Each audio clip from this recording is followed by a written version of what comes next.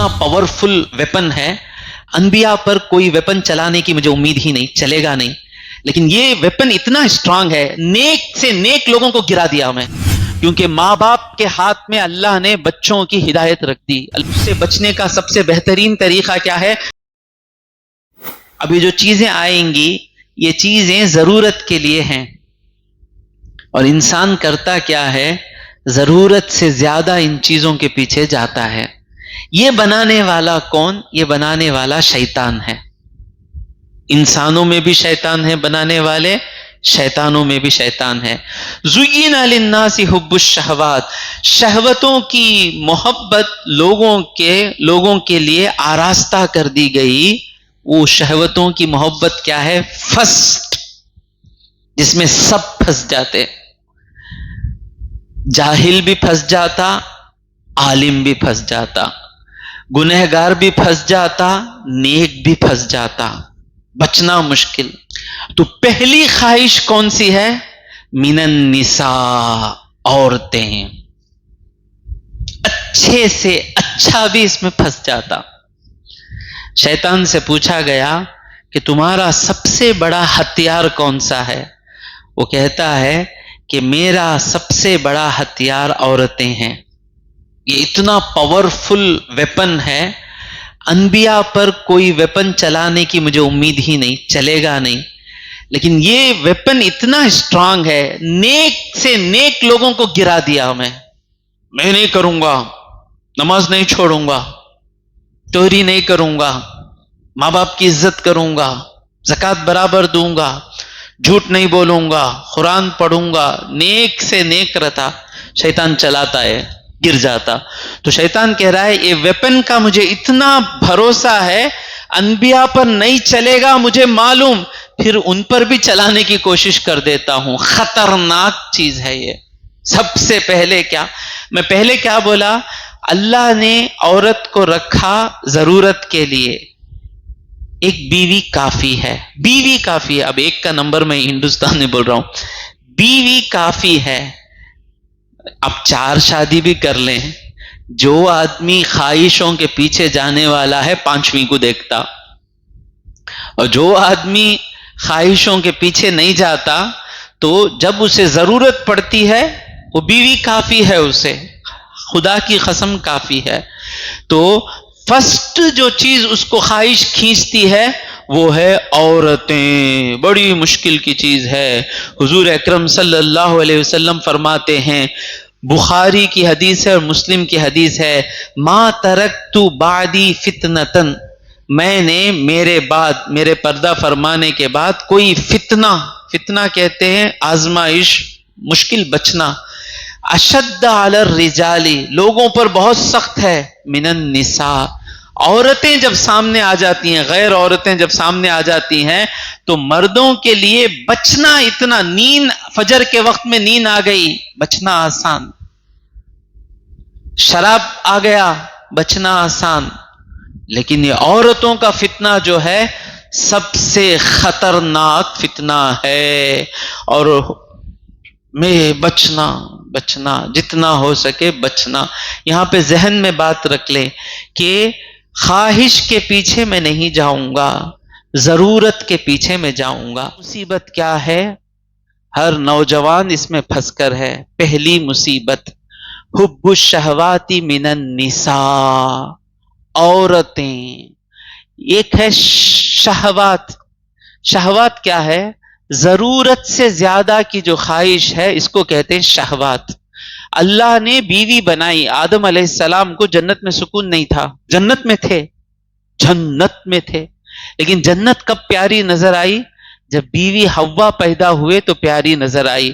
تو اللہ نے بنایا ہے بیوی ہماری ضرورت کے لیے، لیکن جتنی ضرورت ہے اس میں رک گئے تو اس کا نام ہے ضرورت، حاجت۔ ضرورت سے زیادہ گئے تو اس کا نام ہے شہوت۔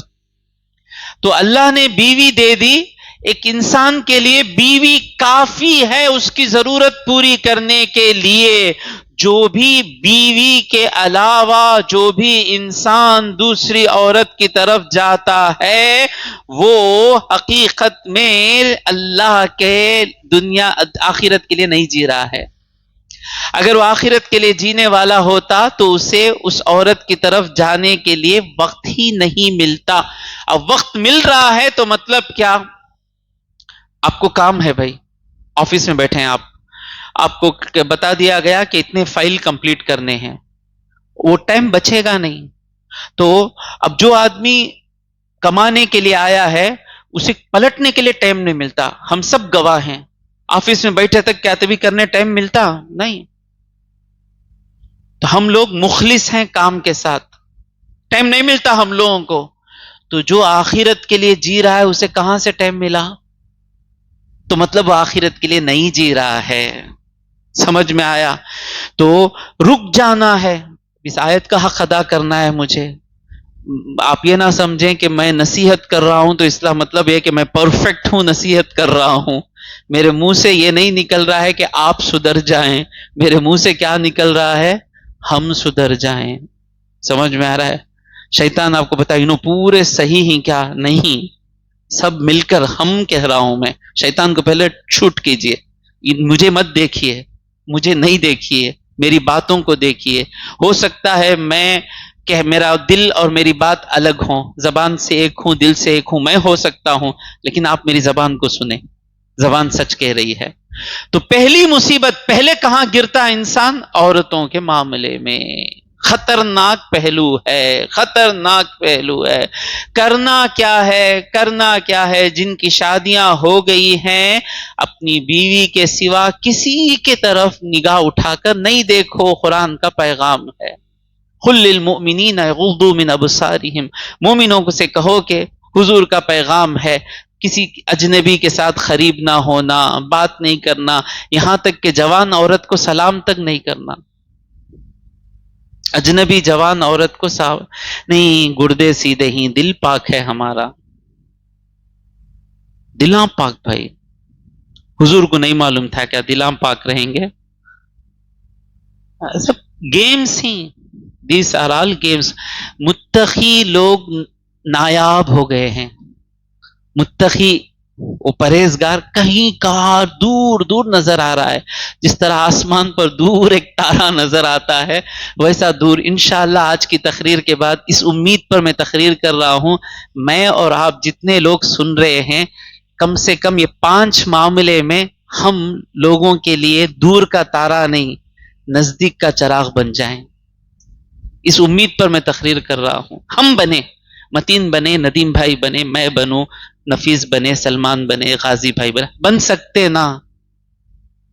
تو میں کوشش کر رہا ہوں کیسے اپنے آپ کو بچانا. تو جتنا ہو سکے جن کی شادیاں ہو گئی ہیں صرف اور صرف بات کریں گے تو کس سے بات کریں گے؟ بیوی سے بات کریں گے، ماں سے بات کریں گے، بہن سے بات کریں گے، خالہ سے بات کریں گے، پھپھو سے بات کریں گے، بہن جی سے بات کریں گے، بھتیجی سے. بہن سے بات کرو. میں بھان سمجھ کو بات کرتا. حضرت ایک جنے احساس تھے، لمبی بات چل رہی ہے، کیا ہمارے دوست بات حضرت کی بات کرتے ہیں. حضرت میں بھان سمجھ کو بات کرتا ہوں. حضرت اللہ ہاتھ دیتا میں تمہارے بھان ہی کیا؟ ہاں ہی نا. ذرا دل سے پوچھو بھان کا فون آیا تو کتنے منٹ بات کرتے؟ کیا اب بات کرنا، اب گاڑی چلا لے کو ہوں، پانی اٹھا لے کو ہوں، مسجد کو جا لے کو ہوں، بھان کا فون آیا تھا، دوسرے کا فون آیا تھا، کیا مسجد کو جاتے جاتے پلٹ جاتے؟ حضرت تمہیں اتنا منٹ کیسا معلوم ہے؟ یہاں بات کرتا سو میں، باقی جماعت دیکھتا رہتا میں، سنت چھوڑ کو بھاگ جاتے. میں دل لے کر بیٹھا ہوں آج کہ یہ گندی عادتیں نکل جائے. اب جب تک ہوا پر بات کریں گے معلوم نہیں ہوگا، جو کام ہو رہا ہے وہ بولے تو لوچے تو معلوم ہوگا. ہاں مجھے بولتے ہی بول کر، اس لیے میں اتر کر بات کر رہا ہوں. بہت رسک ہے اتر کر بات کرنا. تو یہ جو ہے نا بات کرنا، یہ جب تک رہے گا بیوی کالی ماتا نظر آئے گی. گھر کو گئے تو تم نہ دیکھتے ہی مجھے کھول آتا جی. سمجھ جانا کچرا دیکھ دیکھ کو آئے ہی انہوں، اس لیے ان کو اچھی چیز خراب دکھتی ہے. روڈ پہ ملے سو چیزاں پورے کھالے کو آئے گا تو وہ کیا ہو 5 روپے کا ہڑا ملا وہ بھی کھا لیے، پھر وہ 10 روپے کی پھلی ملی، ذرا صبر کروا، گھر کو جانے جاتا ہے، وہ پھلی بھی کھا لیا، وہ 10 روپے کے 4 سموسے آتے لپٹ کو پرانی پیاز کے، وہ بھی کھا لیا، پھر انہیں فری میں کیا کی دیا وہ بھی کھا لیا، مسجد میں جا کو وہ ٹھنڈے بونڈے 2 دن کے پہلے کے وہ بھی کھا لیا، پورا کھا لیا۔